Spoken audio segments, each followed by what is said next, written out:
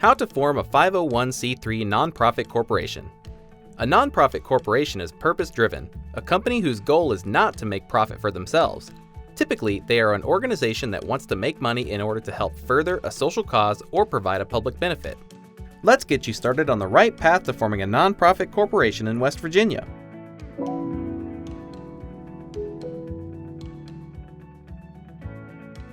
If you're not sure what a nonprofit is, check out our other video, What is a Nonprofit?, linked below. How do you form a nonprofit corporation? There are two ways. You can do it yourself, or you can hire a service to do it for you. Let's take a look at both options and help you decide how to go about forming your own nonprofit corporation. Option 1. Do it yourself. If you want to save money, you can form a nonprofit corporation on your own. Let's take a look at the 6 steps to forming a nonprofit corporation on your own. 1. Choose and secure your nonprofit's name. The name you select for your nonprofit will establish its brand. It's the first thing most people will learn about your organization. It's important to pick a name that both aligns with your mission and follows the rules of naming guidelines in West Virginia. You'll need to check West Virginia's specific naming requirements, but in general, follow these rules when choosing a name. The name you pick for your organization should not include any words or terms that could be considered grossly offensive or misleading. The name must be distinct from that of any other corporation in West Virginia. For more information on what makes a name distinct, check out our other video, How to Name Your Business in West Virginia, linked below. Once you have a name selected, do a name search to make sure it's available in West Virginia. After doing a West Virginia name search, you'll want to do a domain search to see if your name is available as a URL. Even if you don't plan on making a website today, you may want to secure the URL so someone else doesn't take it. 2. Appoint a registered agent. The registered agent can be an individual in the company, including yourself, or you can hire a professional service authorized to do business in West Virginia. They will send and receive legal papers on your behalf. These documents include official correspondence, like legal summons and document filings, which your registered agent will receive and forward to you. Your registered agent will also help remind you to file the necessary reports. Failure to properly maintain your nonprofit can result in fines and dissolution, so this assistance is valuable.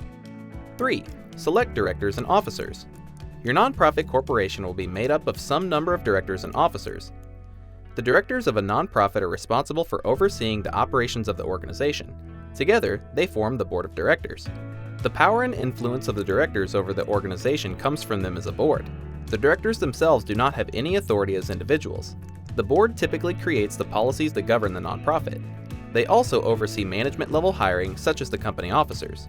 The officers of a nonprofit, such as the president or secretary, are individuals with responsibilities and the authority to execute based on their job description. Together, the officers on the board will come together to make up the organizational structure of your nonprofit. An officer may also be on the board of directors and serve both roles if allowed to do so by the organizational bylaws, which we will discuss later. If your organization plans to apply for 501c3 status for federal tax exemptions, it must elect at least 3 directors not related to each other, a president, and a secretary. 4. File the Articles of Incorporation. To form a nonprofit corporation, you will need to file official papers with West Virginia. In West Virginia, this is called the Articles of Incorporation. Some possible information in the Articles of Incorporation you may have to include is entity name, principal office, physical office, registered agent, email address, website, organization, purpose, membership, incorporators, and execution. For more information on the sections of West Virginia's Articles of Incorporation, check out our page linked below. 5. Operating procedures and housekeeping. Once your nonprofit corporation has been formed, you'll want to start getting the structure of it together and determine how your nonprofit will be run, starting with the bylaws and conflict of interest policy. Your bylaws are the rules that determine how your organization will be governed and run. You can think about it as a constitution for your nonprofit. It makes the rules and priorities clear for everyone involved.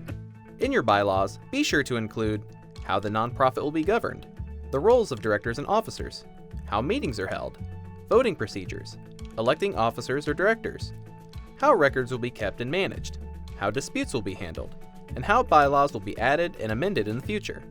When you're ready to get started, check out some bylaws templates linked in the description below. The conflict of interest policy are the rules set to ensure that decisions being made for the nonprofit are based on what is best for the organization and not being motivated by what is best for individuals. You'll want to make sure you have a draft of both the bylaws and conflict of interest policy before your organizational meeting. We have templates of both bylaws and conflict of interest policy linked in the description below. An organizational meeting is the first official meeting of your nonprofit. Some of the things that are discussed in a typical organizational meeting are taking attendance to show you have a quorum, appointing temporary officers and chairmen, adoption of bylaws, and adoption of conflict of interest policy.